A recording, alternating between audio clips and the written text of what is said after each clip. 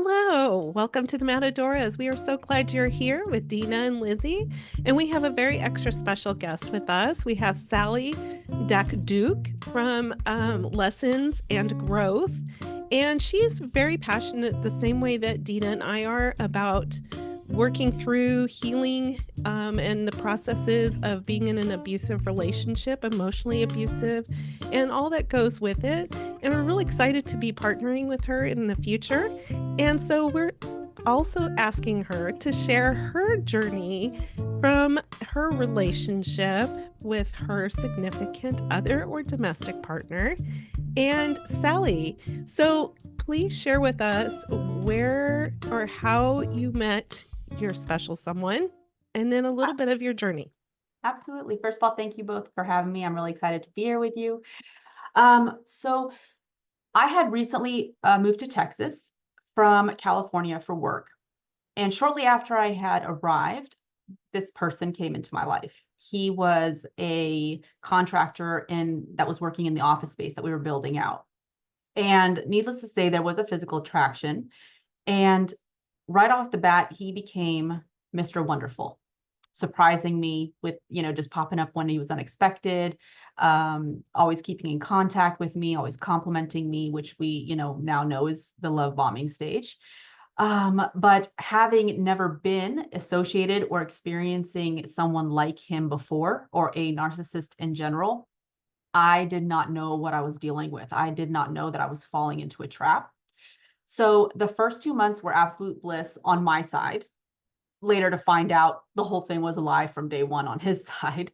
He was married, had many partners, all over the state, if I can even say that.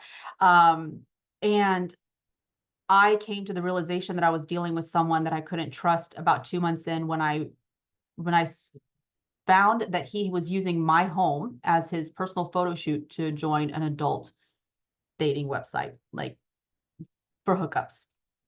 So very, very explicit in nature. Um, in my past, my immediate reaction to anyone that has hurt me, I completely cut them off. They never hear from me again. It's like as if I never existed. For some reason, I convinced myself that maybe this is an opportunity for me to try it a different way and give someone the benefit of the doubt, because I had always cut them off immediately right after in the past. I was going to try it a different way this time. Little did I know that what was to follow would be 2 years of complete and utter hell. So after 2 months, when I did actually kick him out. I kicked him out. I told him I didn't want to see him anymore. And of course he did the whole I'm crying thing, being emotional, got a little destructive, and begged and begged and was just hounding me for months to give him a second chance. I let my walls down and I said, fine. So fast forward a little bit, 2 years into it, I discovered that he had been lying to me from day one. As I mentioned, he was married. He had multiple partners throughout the area, men and women. He was not specific to any gender. And he was basically using me, manipulating me financially, emotionally, mentally. It got to the point where my life was so consumed with me discovering and uncovering his lies that you could, the FBI could probably learn something from me, because I literally had charts and graphs and spreadsheets of the phone calls that he made, who he was talking to. I was doing phone number lookups, tracking his Google map. Like, I literally spent so many hours of my life, because anytime I had ever approached him about what I knew to be a lie, he convinced me that it was my imagination. I'm overthinking things. I'm being too sensitive. I'm this, I'm that. Basically making me doubt my own reality, which, is common practice for them. So that's when I basically allocated all my life. I neglected my job. I neglected my health. I wasn't eating. I cut my family out, and that was another big part. I was so ashamed of the fact that I allowed this situation to happen, that I couldn't really open up to anyone, because I'm always the person that people come to for the advice for, when they need to be strong and take a stand in a relationship, or, tell their partner, like, this is done. I'm not, this is not working out. But I couldn't apply those same lessons in my own life. So it put me in a state of shame and embarrassment to speak up, because people would look at me and say, how did you let this happen? How would you? And I didn't want to deal with that. It was enough for me to have to deal with it for myself. So moving past that, when I finally did make the decision to leave, it's funny. Some people leave. I could have left a lot earlier than I did. I didn't, because I was so hell-bent on proving him wrong that I was like, let me just keep gathering this information so I could just throw it in his face. Little did I know at the time, none of it makes sense. It doesn't matter what you do, what you say. You can literally put them in front of a video TV and show a video of them actually doing something, and they will still manage to point the finger at you and blame you, and it's not them, and you're hallucinating, you're imagining things. So when I came to that realization, I said, okay, we're done. At that time, what was to follow was what he showed me his true colors. After that, he put a tracker on my truck. I was going to drive to visit my family in Virginia for the holidays. And because I was going to be leaving town and he wasn't going to have eyes on me, he put a tracker on my truck. And I found it because it was a Bluetooth tracker. And it kept, when you open your Bluetooth on your phone, you can see the different Bluetooth devices. And there was one that I did not recognize. And my gut, and that's a huge thing, my intuition, I have learned to rely on that wholeheartedly, because every time I ignored it, it bit me in the butt. Like I should have listened. So I knew. So I flat out texted him and I said, what is this device that you have in this house? What is this? And he's like, it's not mine. I said, okay. And at this point, I had already left and I already showed him all the evidence of how deep I can go. You're not going to hide something from me. I'm going to find it. So he tried to jump ahead of it and try to jump in front of the narrative, and fessed up to saying, yeah, I put a tracker on your truck. I'm like, okay. I didn't know where he'd put it. And I have a very large truck, so there's a lot of space, where he could have hid it, under the truck, in the engine, under the axles, behind the tires. It could have been anywhere. So he came to my house and I watched him take it off, and then I crushed it in front of him. And I did tell him at the time, I said, you do realize I can call the police right now on you and have you arrested for doing this. But knowing what I knew of him, I was not called to do that personally. I'm not saying that that's the right decision for everybody. For some people, it is it's necessary. It's a safety issue. For me, I did not feel called to do that. I was being guided to just let it go, because I knew that what goes around comes around, kind of thing. So I let that go. And, he would still try to message me and try to, pretend like he's checking up on me and seeing how I was doing. I would ignore, I wouldn't respond. Come to find out, he was a 5th generation Texan. So he knew people in that area. He knew a lot of people that I did not know. And he was using those connections to have people drive by my house, to have people come by and pretend to be landscapers, to do work for my yard. Because at that time, it was 2.5 acres. I wasn't able to keep it myself. So he knew that that was a potential in for him to have somebody say that they're a landscaper, and was basically reporting back to him. I even had a coworker / what I thought was a friend go behind my back. He got to her somehow and was reporting back to him as well. And then I found out later on that I was set up to be investigated by the sheriff's department on false allegations to have me sent to prison for financial fraud, for selling illicit drugs, like I was a drug dealer. Yeah, which nothing came of that, obviously, because there was no, foundation to that. And then there was the guy that came to my house who also pretended to be a landscaper. And he was actually sent to me to have me robbed, to rob me, to take some money from me. And then come to find out that he was actually hired to take me out. And this is where my dog comes into play. And this is why I say that my dog would, because my dog terrified people. He terrifies people. He's a very big dog. He's a big black dog, 115, 20 pounds of solid muscle, shepherd, pit bull, very protective breeds. Both of them, you combine them into one, and he's like a killing machine if he needs to be when it comes to me. And I don't think if it was for him, the situation could be different for me. So yeah, he actually came up and made it clear that this was the plan, and just let me know, basically saying you need to stay away from this person because this is what he tried to do. I thanked him for being honest and not obviously following through with the plan. So there was that. At that point, when I tell you that I could not even trust my own shadow, I couldn't even trust my own shadow. I didn't know who I can talk to, who was being real, who was being manipulative, who was there to spy on me, who was sent by him. Because again, I didn't know all the people that he knew. So who knows who he's sending to my house to try to spy on me and get information and keep tabs on me. All I know is that when I walked away, he completely spun out of control because he lost control of me. And from what I understand and what I believe to be true is that's never happened with him before. Nobody's walked away from him. I was the first.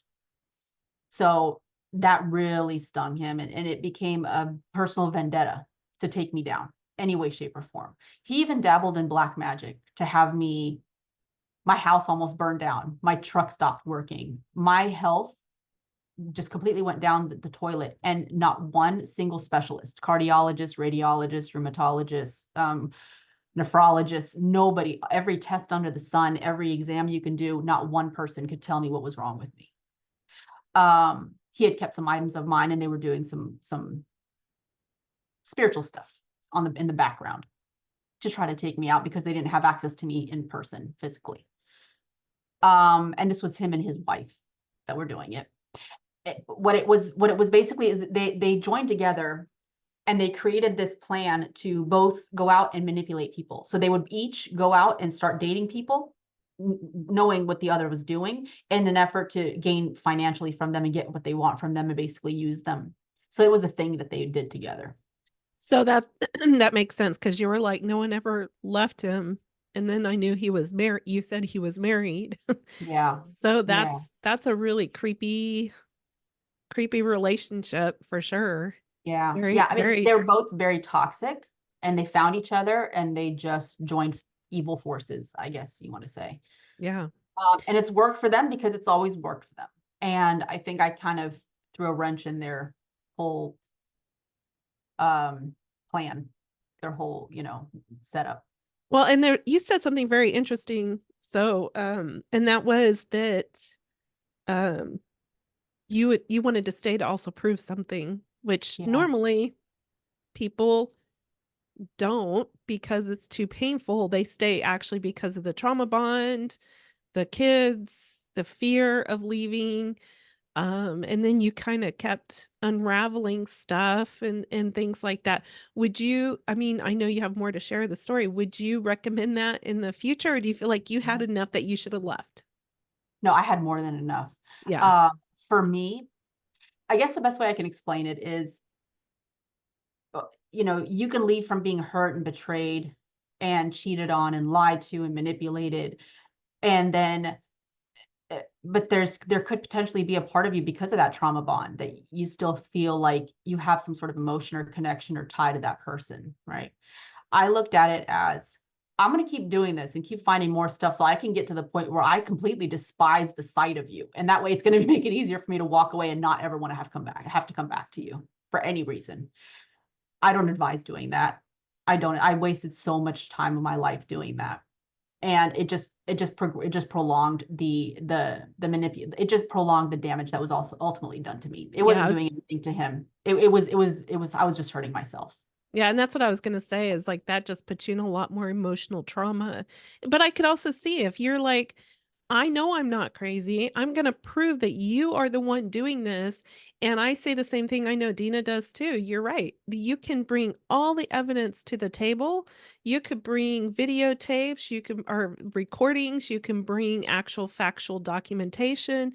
It doesn't matter. They have a way to spin themselves as being the innocent one and you being the guilty one or the a lot of times we say the crazy one because Yeah. that's kind of their method. They love to make the victims the crazy ones, and then it takes a long time to kinda, filter through all of that.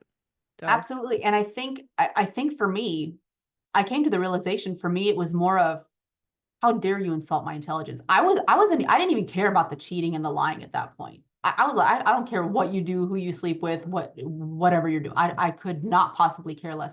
The fact that you're insulting my intelligence to think that you can lie to me in my face and think that I don't know what you're doing. And that's why I stuck around and tried to get all that information because at that point, that was my pride and my ego, and that's wrong. That was wrong. and it's understandable too, and you said another thing that a lot of women I've heard very educated, very career I've even said it, "How could I get here?" How Yeah, did I'm very smart, I get things, I'm a person that people normally talk to, so this just doesn't make sense, so I think sometimes those minded people tend to isolate themselves more mentally and emotionally because they have so much shame and guilt because they figure, "I'm so educated. I knew right. this. I knew this could," I would never have yeah, so I get it. And that makes a lot of sense, and it's absolutely true. But something that I believe that you and I touched on previously was there was something about me that when he looked at me, he knew that he can control me. So there was something that I was a target for a reason. Yeah. I like to tell people that if he was to meet me today, he wouldn't dare approach me because I carry myself in a completely different energy. He knows that he could not possibly pull any of the stuff that he did with me again as the person I am today. So I had to, part of my healing journey, I went into isolation for 2 years. I literally cut everybody out for 2 entire years. I was completely alone, not a single person. I was in a state where I had no family, no friends around me. I had this person who knew everybody around me, and I didn't know who he knew.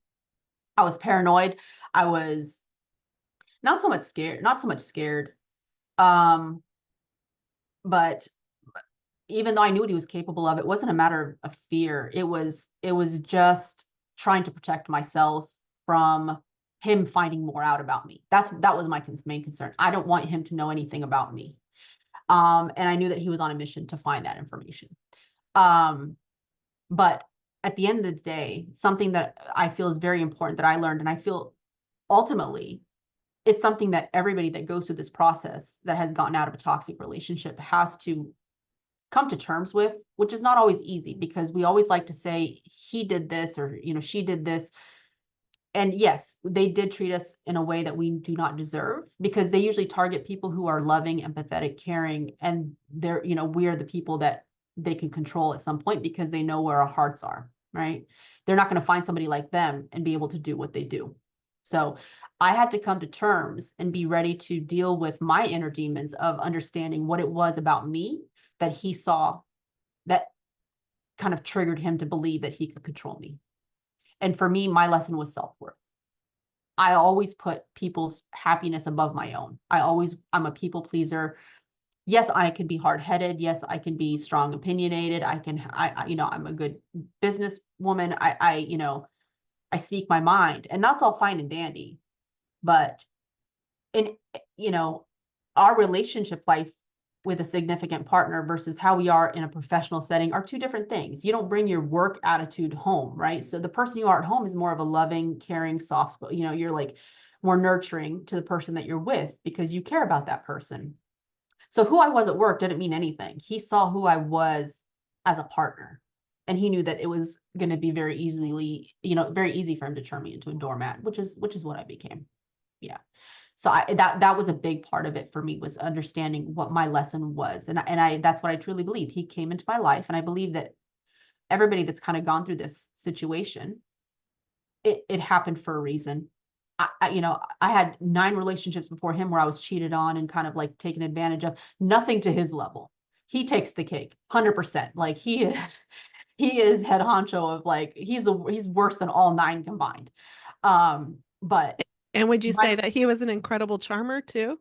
yes, they Yeah. have to be, right? Yeah. Because they have to suck you in a very, very short period of time, right? It took 2 months for him to say, I love you. And was almost kind of egging me on to just let the words out, you know, introduced me to his family right off the bat, got me into his inner circle, introduced me to his friends. Um, yeah, it was just like, and here I was thinking all those terrible relationships, and it's finally like my Prince Charming, finally my turn. And that's why I let my guard down because nobody had ever treated me that way before. They were all terrible, but they weren't narcissists, the previous ones. They weren't narcissists. So it was just a natural, normal relationship with just people that aren't great, right? They got And they have involved. a way, I'm sorry, and they have a way of like really watching and observing their victims and then kind of emulating their Yeah. victims and what they like and what they, do and everything else. It's kind of interesting.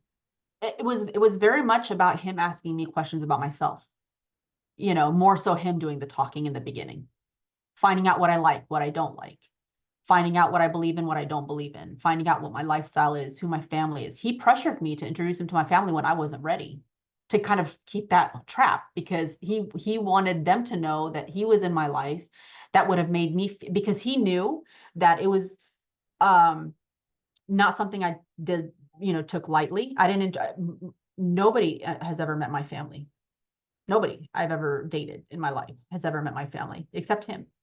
And I felt guilty because he made me feel like I was ashamed of him or something, or like I didn't want to be honest with my family or let them know about him. So I introduced him to my family. I introduced him to my friends. I took him to my friends' weddings with me. I kind of brought him into my inner circle, and then he had his grasp. He had a hold on me, and he knew it. Um, Another thing is, if anybody ever tells you, it's not that I don't trust you, I don't trust the other person. That's a red flag. Because I was literally having a drink with a coworker that came in from the California office that I used to work very closely with, who was a male, married with kids, not a threat in any way, shape, or form. But he was insistent that I stay in contact with him on text and let him know when I got there, when I left, what I was doing. And I said, you have nothing to worry about. I'm not doing anything. And when he said, it's not you that I don't trust him. That's a red flag. Anytime anybody says something like that to you, that's a red flag. Immediately, red flag. Especially the fact that he and I had only been talking a couple of weeks at that time. And I felt like I had to check in with this person. I'm like, 2 weeks ago, I didn't even know you existed. What are you doing? But there I am, thinking I found this great person and I'm going to want to do everything to keep him happy. And if he just wants me to check in just because he cares and wants to know I'm okay, well, that's him being thoughtful and caring. And, no, not at all. Quite the opposite. That's control. That's them starting to put their claws in you. Control and also isolation. Yeah, They li- they want to separate you from anybody that you know, anybody that you felt trustworthy, anybody that you know, feel safe with, so to speak. So yeah, it's definitely both of those things. Control and isolation, because in isolation they can control you more. yeah. So I mean, he would have a tendency to go and visit his friends and hang out with them, and it was fine when I was like alone at the house and just by myself. But I had a very, very close female friend of mine from work who I'm still very close with. She has also recently left the state, but before she was relocating, I wanted to go have dinner with her. And he threw the biggest fit that I didn't invite him because he didn't want me to go by myself with her. And made me feel bad. Actually made me feel bad, like I made him feel like he was being left out or that I didn't want him there or that, whatever the case is. It's the little things, and it's not something that's, they don't hit you with this out the gate. They it is pretty rapid in the way that it happens, but you don't feel how rapid it is because they've got this down to a science. You're not dealing with somebody who isn't aware of what they're doing. This is something they've done many, many times before, and they're very good at it. They're very good at it. So that's a huge part of why I had to finally tell myself to give myself some grace. I didn't let this happen. This person took advantage of me. I just didn't see it coming. But that's not to say that I can't learn the lesson from it and know what to look for next time. Wow, that's amazing. And I think the fact that jumps out to me is that he even went so far as to take a hit out on you. Wow. I mean, yeah, I mean, talk about the epitome of control. And, thank God that your dog, took Yeah. in his, like protected you. That's crazy.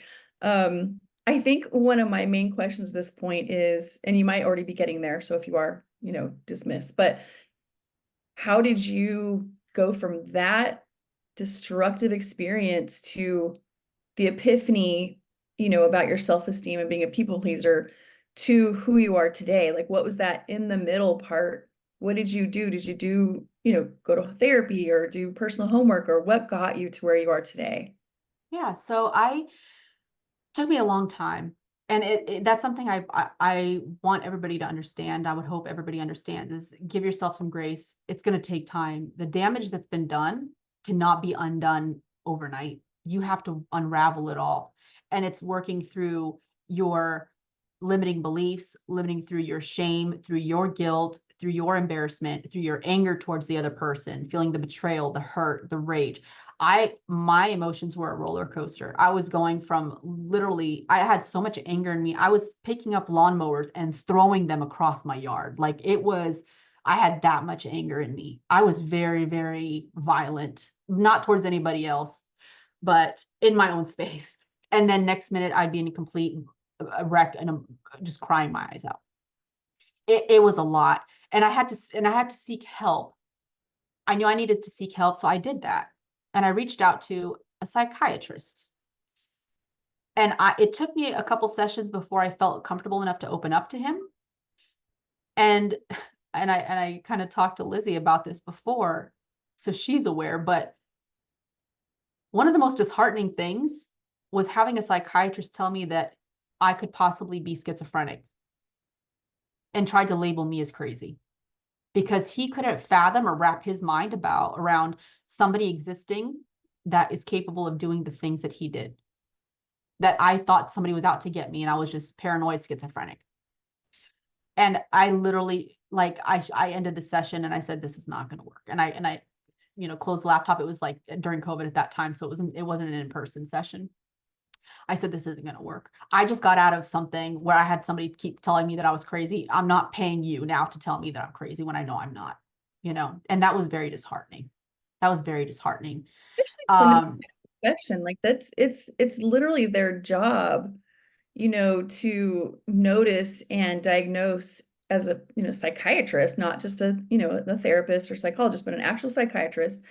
It is their job to know signs and diagnose and then medicate people. And it was like he acted as if your story could not possibly happen. And yet he's in that field, and that blows my mind. And what a horrible thing to happen to you right after, you sought help and it took you a while to get comfortable with this person. And then he Yeah. turns around and tells you that. That had to be Well, a huge blow. No wonder I throw lawnmowers too. yeah, lawnmowers among other things. And I'll tell you why. That actually is a perfect example of why it's so important when reaching out for help to get through this toxic, healing journey. Reach out to someone who has been there. There are so many coaches and therapists and psychiatrists, psychologists, whoever you feel guided to reach out to someone first and foremost. But make sure that this person has a background of having experienced what you've gone through, because they can be empathetic and sympathetic, and you don't have to worry about sounding crazy when you're talking to them, because they know exactly what you're talking about. More likely than not, you're going to be able to tell them what they're going to say before they even say it. And that's something important because that creates a safe space where you can open up and really tell your true story. I couldn't talk to my family or friends about it. Again, partly because of the shame and the guilt and the embarrassment, but also because they couldn't wrap their heads around what I was talking about because they had never experienced anything like that, which is great. I'm glad that they hadn't, but I'm well aware of what it sounds like when somebody tries to explain what a narcissistic person has done to them. I am very well aware, but it's it's easy. real. It is very real. And I was going to say is that people that have been there know those pain points. So when a person truly talks about those pain points, the emotions and the things that they're going through, they do get it. Yeah, They they do. absolutely do get They it. get it. Yeah. And you need that. You need that. You're in a very vulnerable situation and you're in a very vulnerable state. And you just need somebody because, you know, you have that risk of potentially going back to that person in the first stages of, you know, trying to get over that person because they still have a little bit of a hold on you. Um, you know, sometimes it takes multiple tries to actually walk away for good. And that's it happens all the time, you know. And you need to have a good support system. And if you talk to what you believe to be a professional and they're ready to shove pills down your throat because they're trying to call you crazy, that can feel very lonely. That can feel very, very lonely. And I wish that I had somebody who had gone through something like this to talk to because I had no one. I turned to the internet. I would go on Reddit and go to like narcissistic abuse group pages and read other people's stories to help me feel like I wasn't alone because I could relate to everything that they were saying, you know? Um, and it would have been nice to have somebody guide me through the process, but I did it by myself. It wasn't easy. I had to do it by myself. Um, but through my isolation phase, I needed to spend time alone. You know, you need to kind of reconnect with who you are as an individual because you've been wiped clean. It's like you're a computer and your motherboard's completely been wiped clean. You don't know who you are anymore because you've been taught to like what they like, taught to do what they want to do, taught to believe what they believe. And you've lost complete sight of who you are as a person, as an individual. And so you need to spend that time alone to kind of reconnect with yourself. I'm not saying you have to do what I did. You know, everybody's journey is completely different. No two journeys are the same. No journey is right. No journey is wrong. It's all in what you feel you are needing at that time.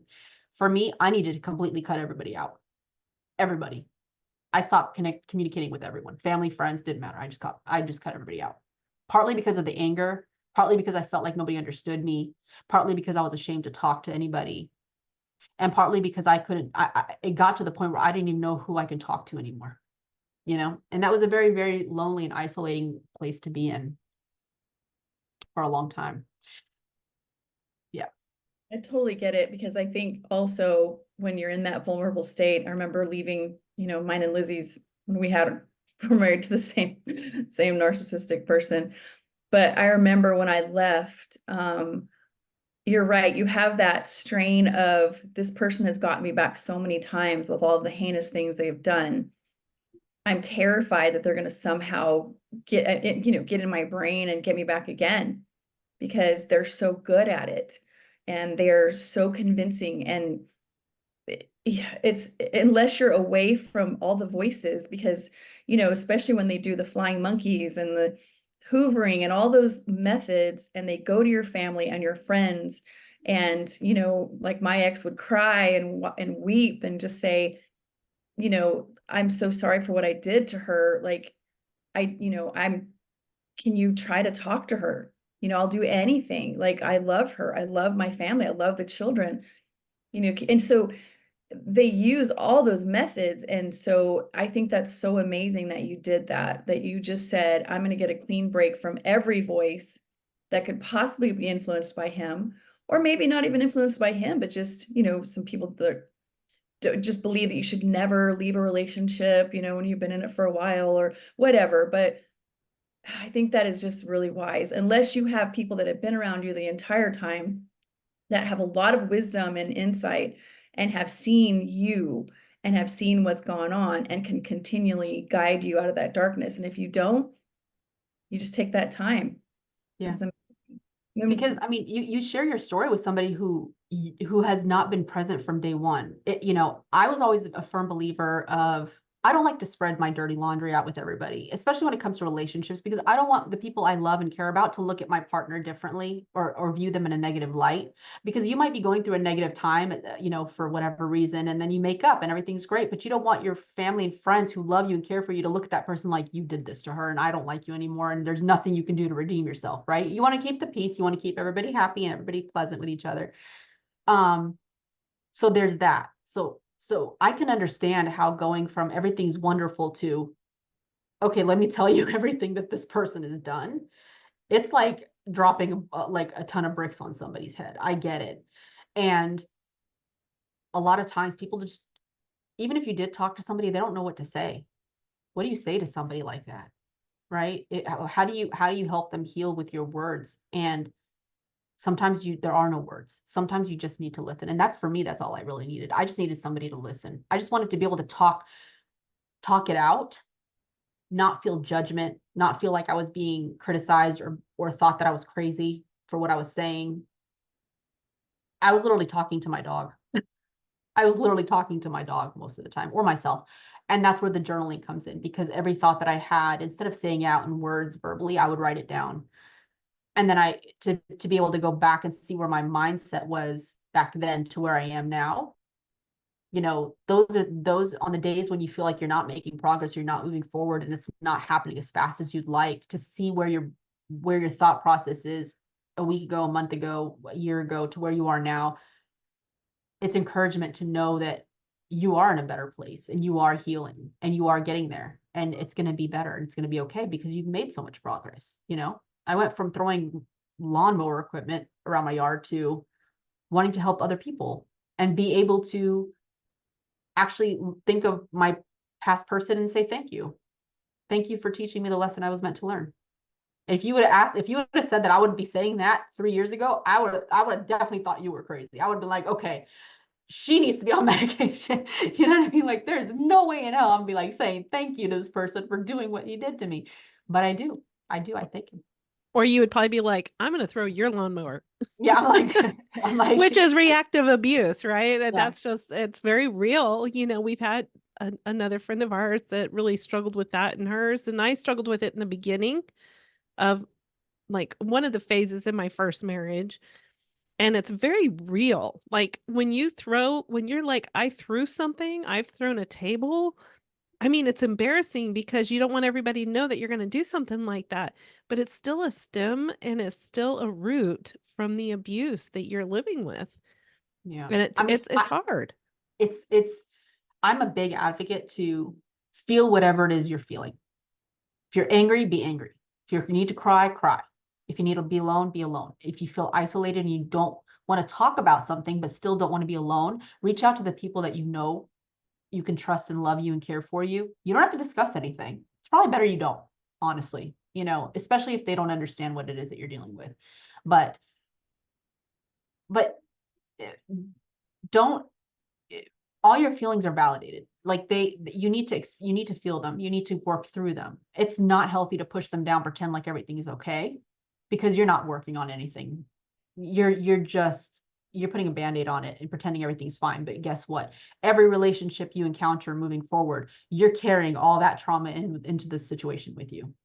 It's not fair to you. It's not fair to the person you're dealing with, whether it be romantic, family, friend, colleague, doesn't matter. I mean, you're dealing with this person in the same mindset of what your past put you through. That's not fair to anybody involved. So you have to heal properly. And it's hard to do because it's almost like a double-edged sword. It's like you go through all this trauma and then you have to put yourself through more hell to get better. But the beauty of it is the second portion of it is you healing yourself.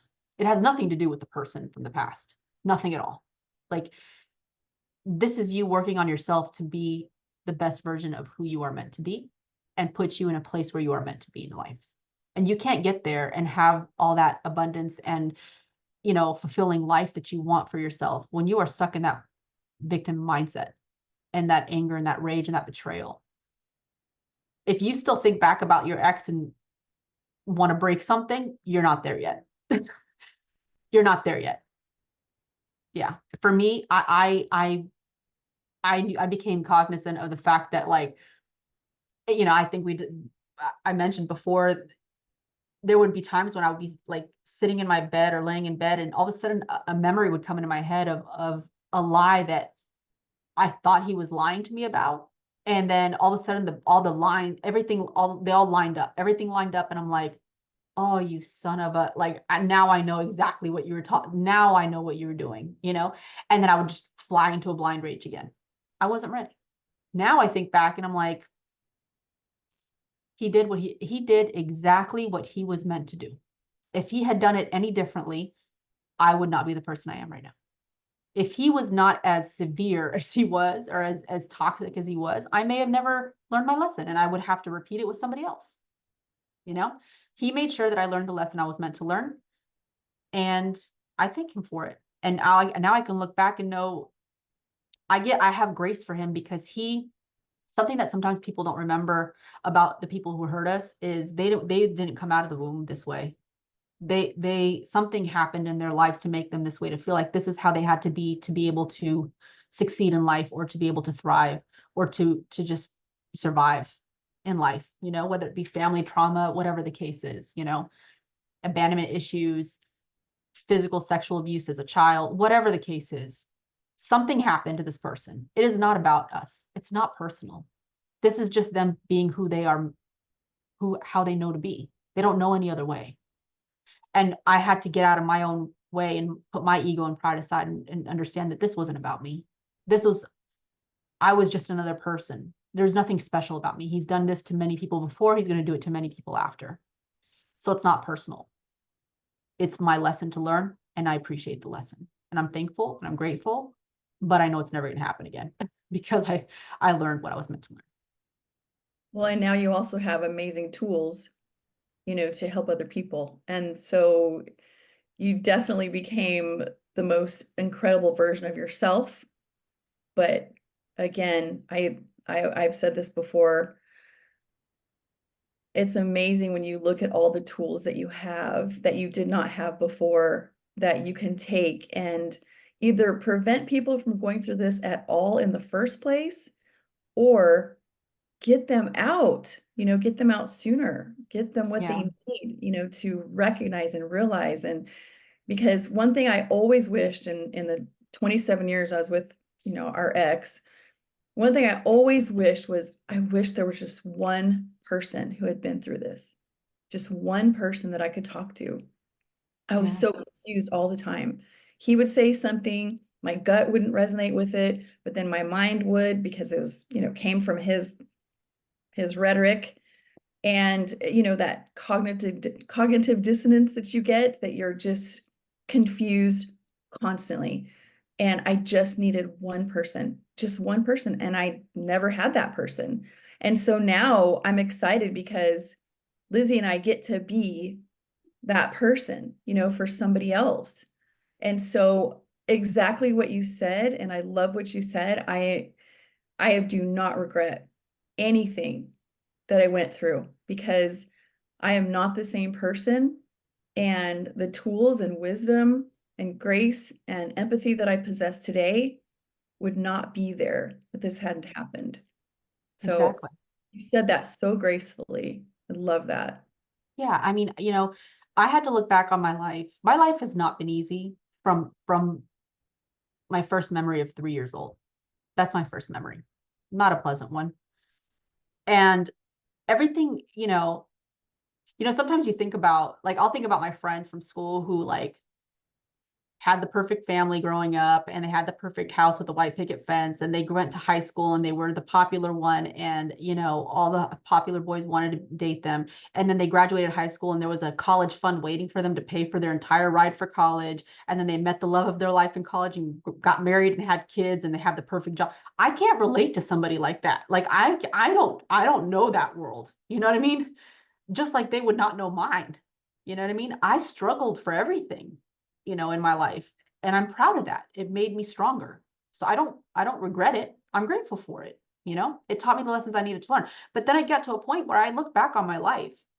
I'm 45 years old. I was like, okay, the last 45 years of my life, what was the reason? what's the reason? There has to be a reason, because all of this didn't happen to me, it happened for me. So what was the reason? And it's to be able to look back and use all my experiences for good, not just because I was meant to be punished and have a hard life. No, but I can't talk to someone who's going through a toxic relationship, after leaving a toxic relationship, if I can't relate to them. So I needed to experience that myself. I needed to, my life was designed to be a lesson book to help others to learn the lessons they're meant to learn, right? And something that and I'm actually curious to see what the two of you have to say about this is, do you find, like, for me, I find that if somebody is not ready to leave, you're not gonna, there's nothing you can say that's gonna make them leave. Because for me, God himself could have come down from the heavens and said, you need to walk away. If I wasn't ready, it wasn't gonna happen.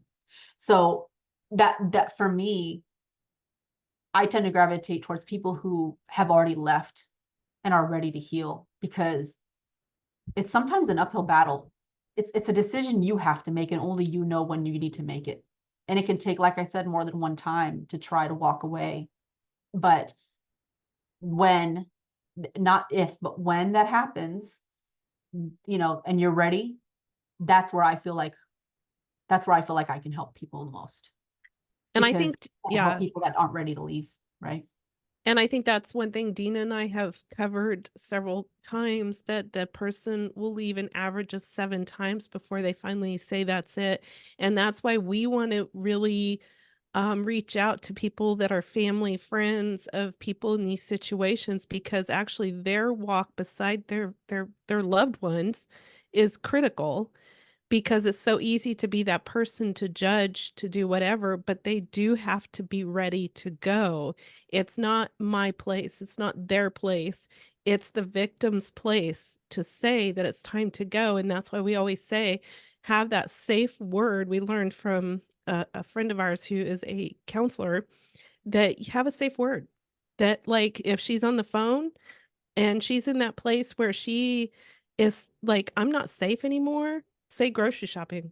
Some whatever that safe word is, but also the support has to be patient, because Yeah. that victim is going to need that time to process through this, and then have a good exit plan.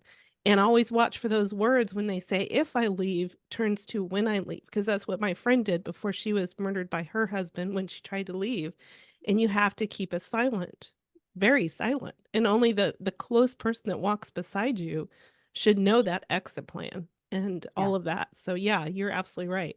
It is difficult to walk beside someone, well, in our phase as a life coach, because all 3 of us, those that are listening, we're life coaches. We're very passionate about helping people heal through their trauma.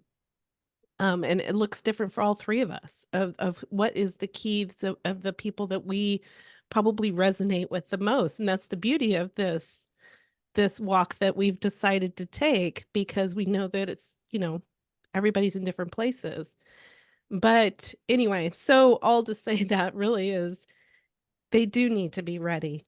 Yeah. Everybody has to be at that point of saying, "I'm sick and tired of being in this place and I want to change." And you know that the only way that you'll change is if you're willing to make those steps, whether it's hire a life coach, hire a therapist, stepping out of your comfort zones into places that are uncomfortable.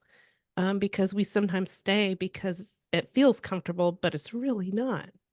Not Yeah. at That's what all. happened to me. I was in a state where I didn't know anybody. He was literally all I knew. Yeah. So that made it even harder, because I didn't have any friends nearby to go to. I didn't have any family nearby to go to. Mhm. I wasn't working at the time. I was literally at home with myself. Um, and he was literally, it was his friends that we would hang out with. And anytime I ever went out of the house to do something, it was with him. Mhm. So then I felt like, like, again, the isolation sets in. But I feel like when the person is ready to walk away and they know it, that's when it's different. It's different from when you walk away with the potential of going back versus oh, I'm done. Oh, I am so done, and then you bounce, you're out. And that it's at that time, that's the point where you need to reach out for help. And again, somebody who has been through it, because you need that safe space. You need that communication. You need that person to be able to guide you. Like I wish I had when I was going through it. Absolutely. I have a little bit of a different perspective, but it's only because this was more my story. I left 9 times. I left him 9 times, and not just like left, but I mean, got the kids, packed up, and moved to my mom's and stayed there, 9 separate times. And if I had not had people, constantly reminding me of the truth and constantly reminding me, which I know my story is a little bit different, but if I hadn't had people doing that, and I did have very good, healthy people in my life, thankfully, that, he wasn't able to separate me from. And even though I wasn't ready to leave, I feel like mine was sort of more of a process. Like it's like I almost needed to grow out of my dysfunction, but I had to hear the truth over and over and over again. And generally, I was ready to hear the truth when, things had built up again after a few years to a fever pitch, and it was time to go. That's when I was desperate and anxious, and I know I did this to myself, and doggone it. I mean, people have given me the keys before. I know I should be leaving. But again, you're so confused. And, in my case, I just needed people constantly echoing back to me the truth of what he was doing, of what his behavior really was, and again, and back then, they didn't, there was no word called sexual addiction back then. There was no narcissism. I never even heard of gaslighting, or anything else. There was a book about being a misogynist, and that one I, related to, but there was not a lot of information. And so even the people in my life that were giving me feedback, they couldn't give specific examples or say, this guy is, fill in the blank, right? That would give me a more dramatic understanding of what I was going through. It was all just, yeah, that is wrong, and that's messed up, and that shouldn't be happening. But for me, it was different. I just had to keep hearing it. If I think in your case, Sally, with him being so extreme and severe, I think it makes complete sense that you needed to leave and get your head, out of that space, before you'd be able to. But because my situation with this one was, he was less extreme and severe as far as those tactics, but it was a slow drown, like the things he did. He would be a great guy, in many ways, not always, but many ways, for 2 or 3 years. But behind the scenes, he was hiding this whole double life that I didn't know about. And so the deception was just so much thicker because there'd be no clues whatsoever of, him out with other women, or, him on the phone with these, 900 phone calls. And it was just a slower burn. And so, yeah, so I totally I could see both ways, I guess is what I'm saying. And it's funny because, you were talking about what it is, it's validation, right? You're looking for validation that you're not crazy. And for me, and I kind of mentioned it previously, was, so I had never even knew what a narcissist was. I never experienced one. I didn't know what they do, how they operate. And you want to talk about the universe, playing divine intervention on my YouTube, out of nowhere. I've never even searched for it, but out of nowhere, a video came up of 10 signs you are dating a narcissist, and, or 10 signs of narcissistic abuse. And I clicked on the video. I'm like, why, one video never showed up before in my life, and I had never searched for it before. So I don't know where it came from, right? I turned it on, I started watching it, and I'm literally sitting there with like my mouth open. I'm like, this is my life. Like, what is she talking? Like, is she doing a biography on me? Like, what is happening right now? Because that was when all the pistons started firing. And I'm like, oh, I know. Okay. okay.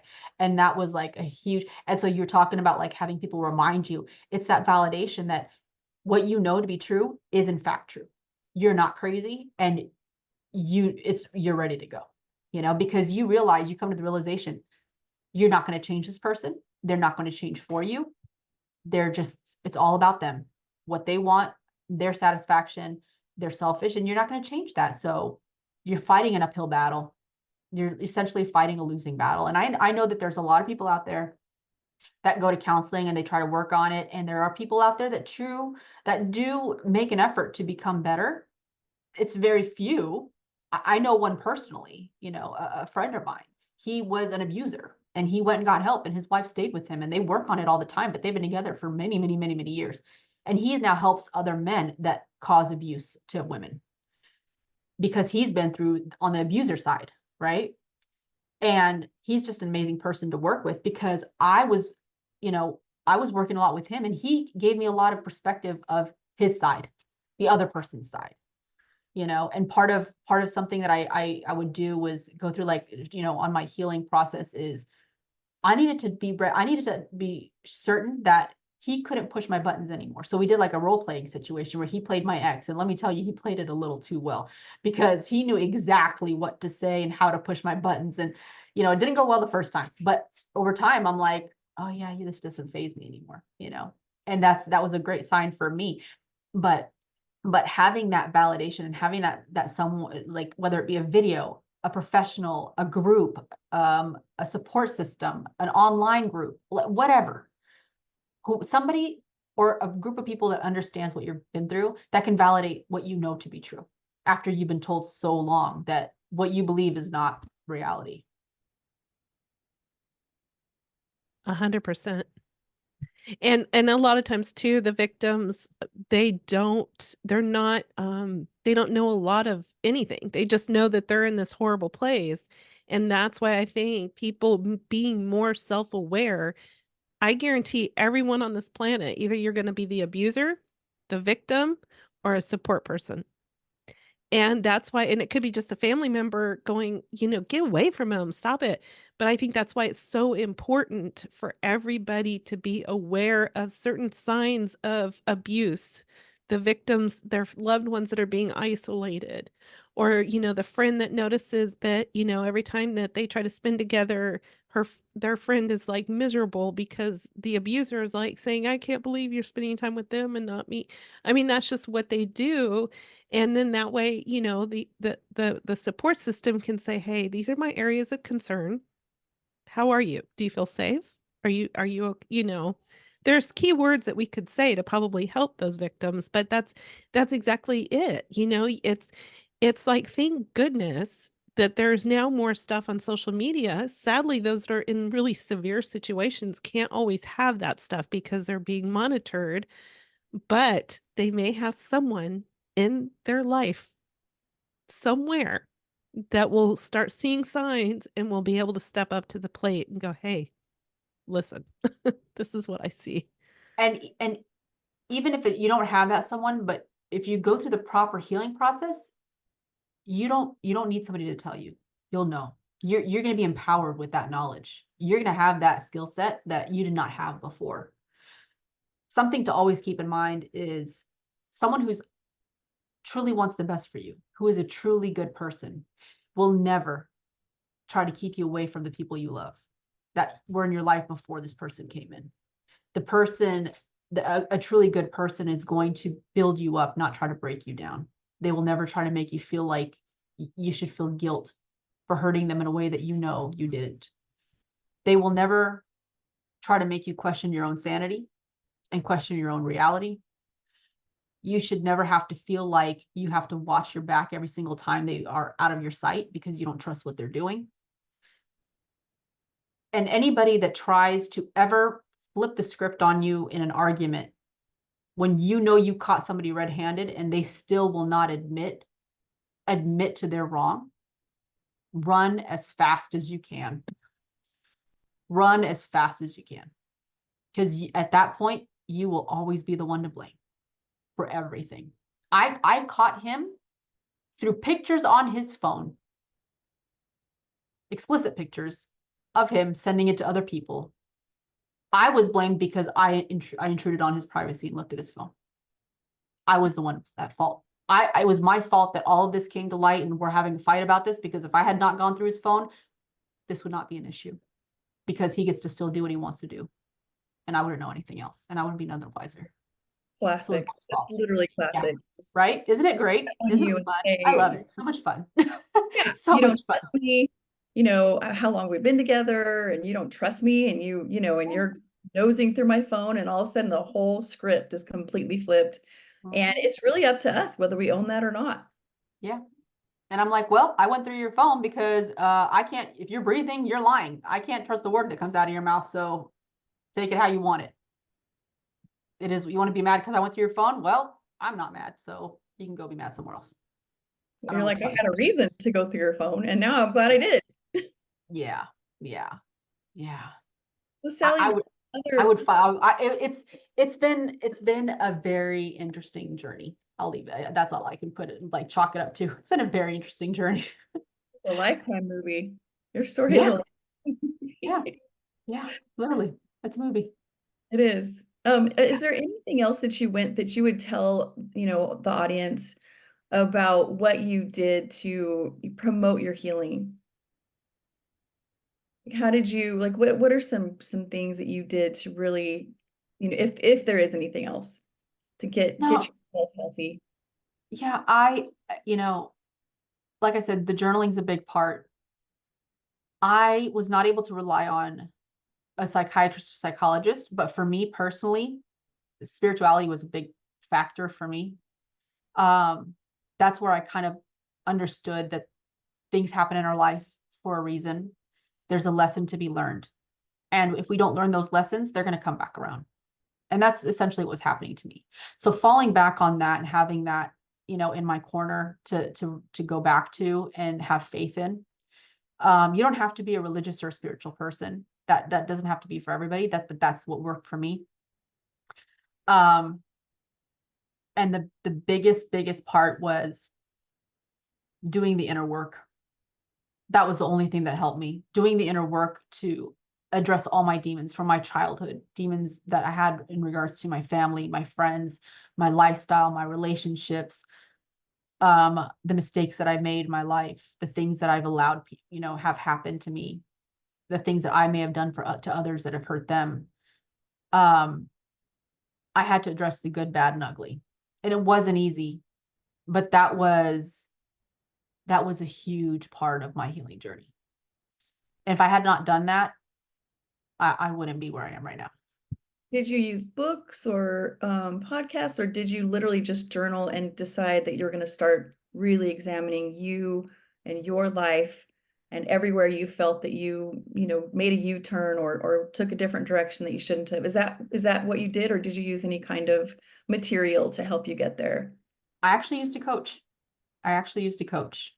And she was able to tap into things that a college graduate, licensed professional was not able to do. In a matter of 2 months, she tapped into things from my past that I thought I had buried and forgotten all about and were not really an issue for me. Turns out they were. And as she would force me to go back to specific parts of my past where a significant experience took place that had an impact on me and how I carried myself forward in my life.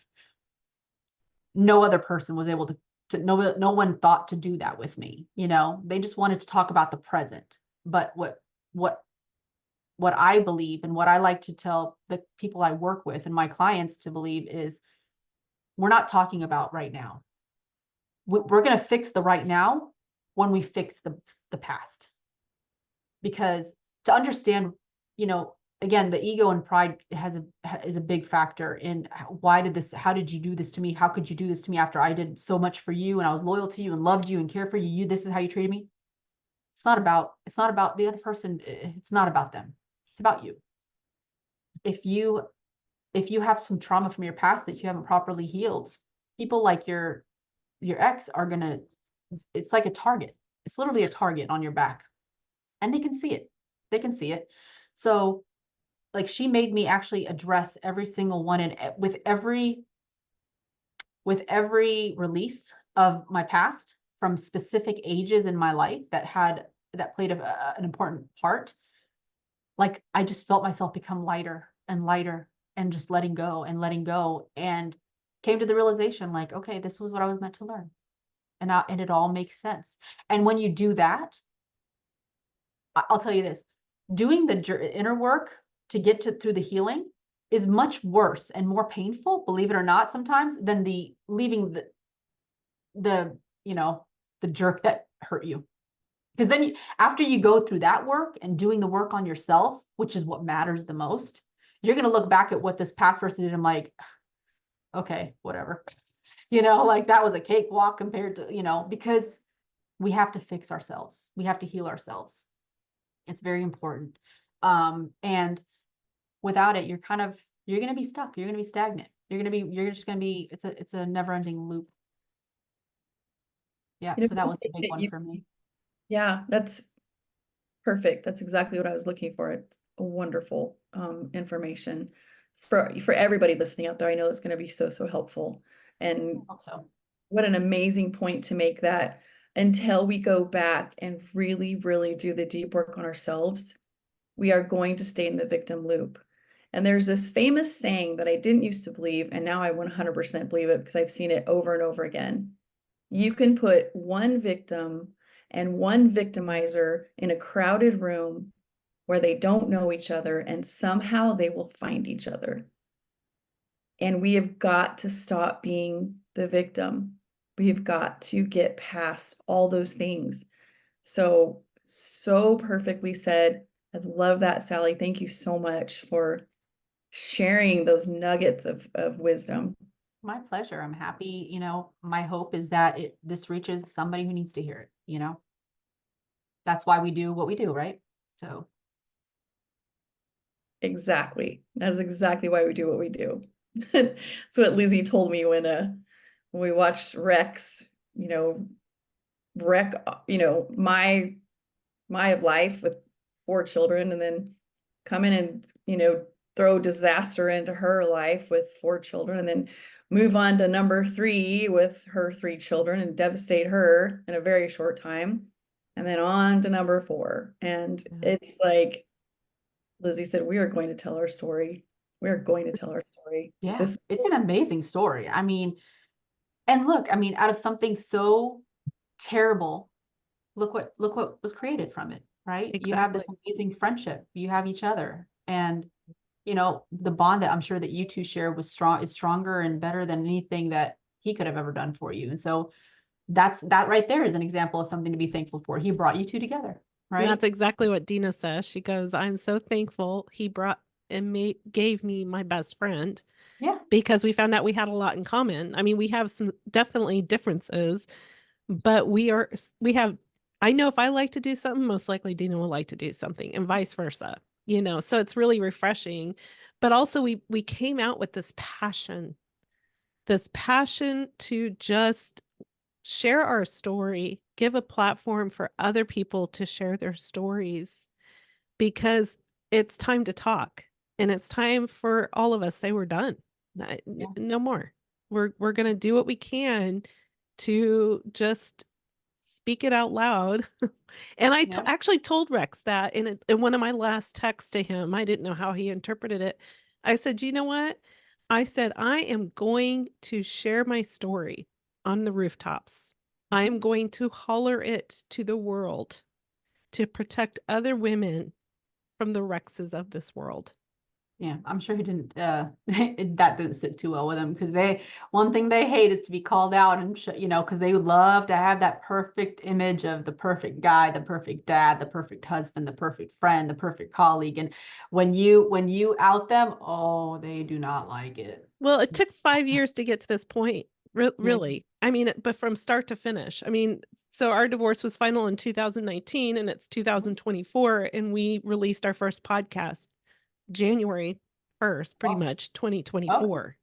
good. Yeah. So yeah, he probably thought after a while, like, yeah, she ain't gonna do it. She's not doing it.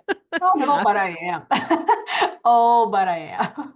But I will say Deana's the one that said, let's do a podcast, because our original thought was blogging. So it's amazing how sometimes even in your healing journey, things shift and change. How you think you're going to do it changes. Yeah. Yeah. And Yeah. you just embrace it and go from there. Yeah.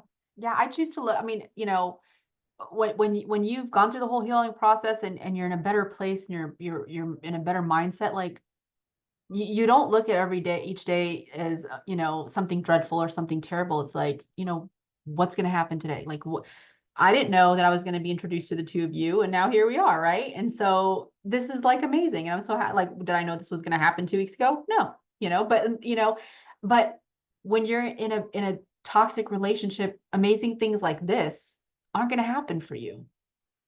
They're just not. You're going to be blocked in every way. From yourself, you're blocking yourself and they're blocking you. So if anything, just look at that as an additional push to be happy. Life can be happy. Yep. It doesn't have to be what you've been accustomed to because somebody made you believe that it had to be. 100%. Yeah, exactly.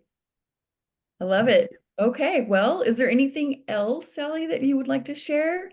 No, I think that's pretty much it. I hope, whoever this reaches, it reaches somebody that's, meant to find it. And yeah, I've just been really enjoying spending the time with you. Same. And I'm sure this won't be the last time that we have you on I our hope not. I hope We'd not. love to hear more. And, we want to have you on also just to hear about what you're doing today and get a whole story about that as well. How your journey's Yeah. going today, Yeah. what your life is like today. So that'll definitely be our next one. Oh yeah, absolutely. Oh, it's gonna be like a day and night from where Oh, I yeah. was. Oh, I'm sure. Yeah. I'm sure. I Yeah. can't wait to hear it. Yeah. Absolutely. I would love to. Okay, perfect. Well, thank you so much for listening. For those that have taken the time to listen to this, if you would like to reach out to Sally, platform is Lessons and Growth. Beautiful. I love it. And yeah, we'll try to have links and everything else attached as well. Have a wonderful day, and we'll see you soon. See ya.